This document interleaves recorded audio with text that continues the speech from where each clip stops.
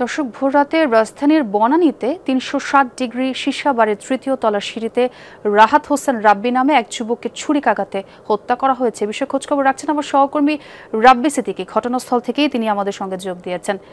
রাব্বি, এই হত্যাকাণ্ডের বিষয়ে আপনি কি তথ্য পেলেন, একটু আমাদের জানাবেন।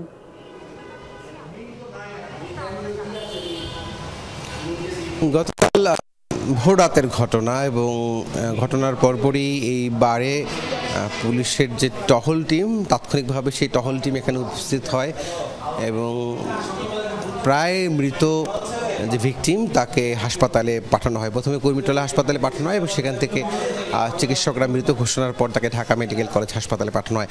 আমি আছি সেই রেস্টুরেন্টটিতে। এইখানে এই যে লিফটের যে গোড়ায়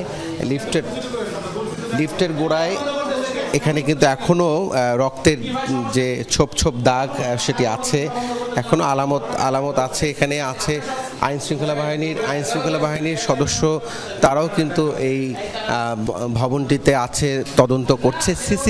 সিসি ফুটেজ দেখে তারা এই হত্যার কাণ্ডে যারা জড়িত আছে, সেই যারা ছুরি নিয়ে চাকু নিয়ে হামলা করেছে, এটা কি পুরো পরিকল্পিত নাকি আকস্মিক কোনো ক্ষোভের জায়গা থেকে হয়েছে, তদন্তের পরে জানা যাবে। তবে ঘটনাস্থলে এখনও পুলিশ আছে, সিসি ফুটেজ পর্যবেক্ষণ চলছে এবং সেই সাথে পরিবারের সাথে আমরা কথা বলেছি।